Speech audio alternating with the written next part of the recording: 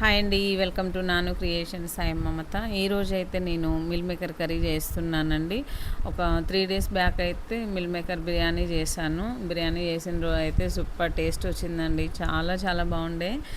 Mill makers ఉన్నాయి కదా, తినడానికి తినాలి అనిపించింది, అంత బాగున్నాయి. ఫస్ట్ టైం చేశాను మిల్ మేకర్ బిర్యానీ, అయినా సరే సూపర్ వచ్చిందండి. చాలా బాగుంది. నాకైతే ఇంకా కొంచెం ఉంటే బాగుండు అనిపించింది. చాలా బాగా చేశాను. ఈరోజు కూడా ఫస్ట్ టైం అనమాట మిల్ మేకర్తో కర్రీ చేయడము. ఇంకా ఎలా చేస్తానో మీకు పూర్తి వీడియో చూసి అర్థమవుతుంది.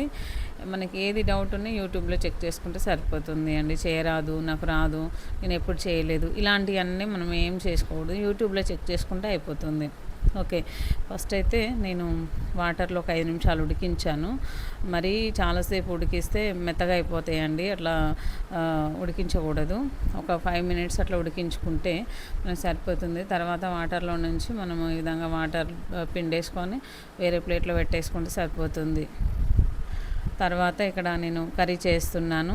ఒక గిన్నె పెట్టుకున్నాను, కావలసినంత ఆయిల్ తీసుకున్నాను.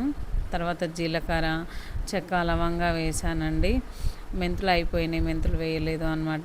తర్వాత నేను పచ్చిమిర్చి, ఆనియన్ పేస్ట్ చేసుకున్నాను. ఒక ముక్క దంచుకొని ఇంకా పేస్ట్ లాగా ప్రిపేర్ చేసుకొని ఇందులో అయితే వేస్తున్నాను అనమాట.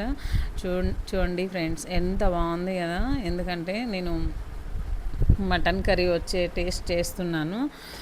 అంత బాగుంటుంది అని నేను ఎక్స్పెక్ట్ చేశాను అనమాట. అంతే బాగా వచ్చింది. నేను తిన్న తర్వాత వాయిస్ ఓవర్ చెప్తున్నాను. ఓకే, ఇక్కడైతే నేను కొంచెం పసుపు వేసుకున్నాను. మాడిపోకుండా మంటని లో ఫ్లేమ్కి అడ్జస్ట్ చేసుకొని మంచిగా వేయించుకోవాలి దీన్ని ఆయిల్లో. ఈ విధంగా ఫ్రై చేసుకున్న తర్వాత ఫ్రెష్ అల్లం పేస్ట్ ఒక 2 స్పూన్ల వరకు వేసుకుందామండి. చూసారు కదా, అల్లం పేస్ట్ వేసుకున్న తర్వాత అల్లం పేస్ట్ మాడిపోకుండా మనము మంటని లో ఫ్లేమ్లోనే ఉంచుకొని మంచిగా ఫ్రై చేసుకోవాలి ఆయిల్లో. అల్లం వేసిన తర్వాత ఖచ్చితంగా అడుగంటుద్దండి. అడుగంటకుండా ఉండాలి అంటే మనం ఈ విధంగా కలుపుతూ ఉండాలి నాన్ స్టాప్గా. చూడండి, 1 నిమిషం పాటు అలా వదిలేయాలి అండి. తర్వాత మళ్ళీ ఒకసారి మిక్స్ చేసేసుకుందాము. చూడండి, 1 నిమిషం అలా ఆగితే అడుగంటుతూనే ఉంది. తర్వాత నేను ఒక చిన్న కప్పు వరకు పెరిగేసుకున్నాను. ఈ విధంగా పెరిగేసుకొని బాగా మిక్స్ చేసుకుందామండి. చూడడానికే చాలా బాగా అనిపిస్తుంది కదా. తర్వాత కొంచెం కారం వేసుకుందాము.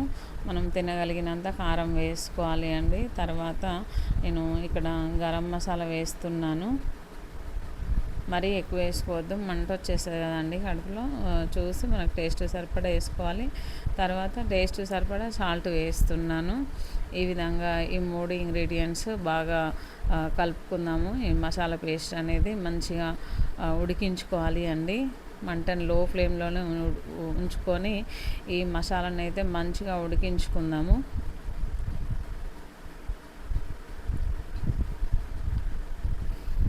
ఒక నిమిషం అలా వదిలేసిన తర్వాత కొంచెం వాటర్ అయితే తీసుకుందామండి. మనకు ఆయిల్ పైకి తేలేంత వరకు ఉడికించుకోవాలి. తర్వాత కొంచెం వాటర్ అయితే పోసుకుందాం, మరీ ఎక్కువ పోసుకోకూడదు. ఒక చిన్న గ్లాస్ వాటర్ తీసుకొని పోసుకున్నాను. ఇదంతా మంచిగా మిక్స్ చేసేసుకుందామండి. ఇలా మిక్స్ చేసుకున్న తర్వాత ఇంకా అందులో మిల్ మేకర్స్ అయితే వేసుకుందాము. చూడండి, ఈ విధంగా ఒక పొంగు వచ్చేంత వరకు ఉడికించుకొని మిల్ మేకర్స్ అయితే వేసుకుందాము.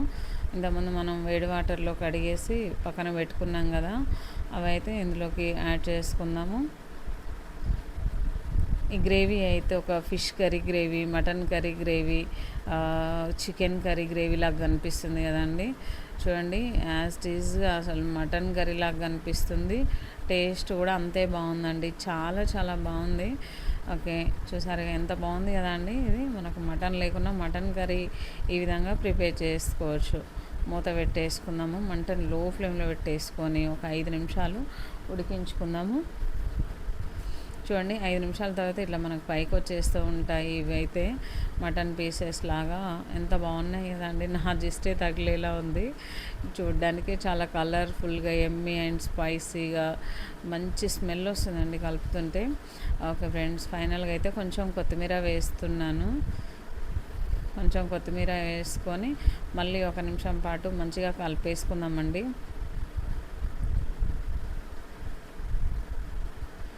చూడండి, కూర అయితే ఎంత మంచిగా ఉడికిందో, పర్ఫెక్ట్ అండి, పర్ఫెక్ట్గా ఉడికిపోయింది. ఒక నిమిషం తర్వాత మళ్ళీ మూత తీసి చూద్దాము. పర్ఫెక్ట్ అండి, కూర అయితే చాలా బాగా వచ్చింది అన్నమాట. ఇంకా చూడండి ఎంత బాగుందో. ఇదైతే దోశలోకి, ఇడ్లీలోకి, చపాతీలోకి, ఏమంటారు, పూరీలో కూడా వేసుకొని తినేయచ్చు. అసలు మటన్ కర్రీ లాగానే ఉందండి టేస్ట్ అయితే. చాలా చాలా బాగుంది. నేనైతే ఇంత బాగా చేస్తానని అనుకోలేదు. నేను యూట్యూబ్లో కూడా చూడలేదండి. చాలా బాగా చేశాను నేను. ఒకసారి ఇది ఫస్ట్ టైం అనమాట. నేను ఫస్ట్ టైం చేసినా కూడా చాలా బాగా చేశాను. ఓకే, మూత పెట్టేసుకొని పక్కన పెట్టేసుకుందాము. నేను ఇంత మంచి కర్రీ చేసిన తర్వాత వైట్ రైస్ ఎలా వండుతానండి చెప్పండి కదా. బగారా రైస్ అయితే వెంటనే ఇప్పుడు ప్రిపేర్ చేస్తాను.